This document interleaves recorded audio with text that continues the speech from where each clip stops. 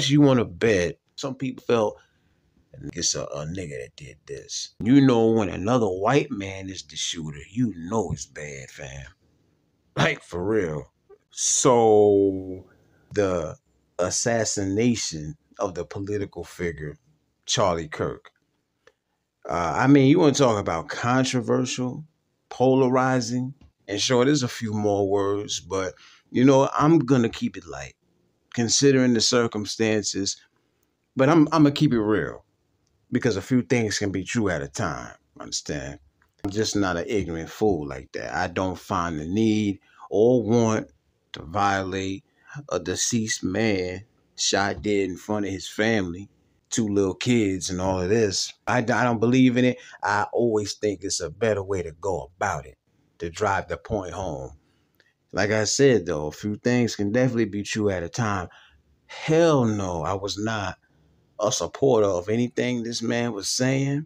I had to do my research on the man for real. Coming across things like, wow, he really said that? Like he, for real? You know, from everything from race to religion. I mean, this man offended so many people on so many different levels, bruh, with his rhetoric. This individual, you know, the views this man had, he openly, very openly spoke on how he felt about, you know, the quotes, the statements that you can look up if you're not even all that familiar with the man. I understand why there's heat surrounding this situation. I understand it. I get it. He just flat out did not care about who his words affected. If you felt disrespected, right? He just did not care as long as he felt his purpose was served and his supporters agreed. What I just said can go for him too. There's a better way to go about things, but he knows what he was saying. He knows the words that was coming out of his mouth. He stood on them. But I gotta say, ironic how this man was literally sitting and discussing mass shootings and violence when this went down. And that footage, I'm not gonna lie, it's some wild footage. It's disturbing. I'm not gonna lie. It's disturbing to watch. You know, the man had a wife. He had 2 little ones. But as far as his history, a Trump supporter, the man, he just never hit his beliefs, fam. No matter how ignorant they came off. You got the folks on this side saying nobody cares. The man, he was hateful. He was a bigot. The hell with him. And then you got people on this side who are saying no matter what a man or a woman does, I don't wish anything on him. Some feel he got what he deserved, and some folks got sympathy. Today, not too long ago, actually, they got the guy. They got who took him out.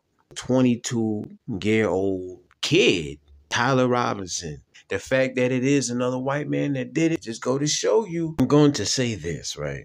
We can say whatever we want in this world. Everybody has their own beliefs. We all have freedom of speech. We have the right to say how we feel. Nobody could ever take that away from us. But good, bad, or indifferent, there's a reaction, a response, and consequences sometimes. I think people really forget how much words strike a chord, fam. I think people kind of like underestimate that sometimes, even in 2025, right? Nobody will ever be exempt from that. I have to say this too, right? How many times we done seen it happen on our side and the world move on like ain't nothing happened? And you stay seeing ignorant comments. So even though he's an actor, he's not a political figure. But when he died, Malcolm Jamal Warner, I remember seeing like ignorant comments and stuff like that just because the man was black. You know, like it's nothing new for us. And that's the reason why some people feel like, listen, I just don't care altogether, man. Get this man off my screen. That's how a lot of people feel. I do understand it. I don't think they're wrong at all. The only thing I'm saying is I'm just not going to talk crazy about the man. The only thing I will say is condolences to his family. I say condolences to his wife, you know, his widow, and his 2 kids, because that's a sad situation in any event. At any time, that's always something sad, right? That's just being human. When things like this happen to a Charlie Kirk, you think about the things that a person said, what a person stands for. It's like they don't make it any easier for people to show that sympathy. You got folks who's like, anytime somebody we praise gets murdered, y'all say fuck them. So this is me saying fuck them. Like, I do understand it. Yeah, I'm just not gonna say it, but I understand it. So many ignorant and disrespectful things the man would say, about black women not having a brain. And he even spoke on Martin Luther King even. All in all, at the very least, you should not expect any African American, black or brown people to care about the situation. You should not. You just shouldn't. You never should. Based on the history, hell, the present, the dynamic. Now, you'd have to be a fool to think that you're going to get an outpouring of sympathy. You got to be a fool to think that. Come on. I just think, even though we can stand on what we want to stand on, I think there's just a way to go about it. Be mindful. Now, you got this 22-year-old kid. It made him feel so strongly towards the man that he felt it was absolutely necessary to get a bolt action rifle and aim at this man's neck in front of all them people. You just never know how your words affect people.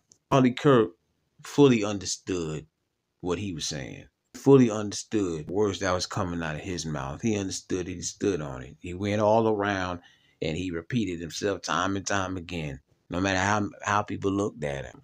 To anybody, it don't matter. President, politician, whoever. Nobody is exempt, man. Nobody is untouchable. Nobody is protected and shielded from the response to your words. You never know how far they're going to take it. I'm going to leave it like this. Nobody deserves to go out like that. And condolences to that man's wife and his 2 kids. And that's all.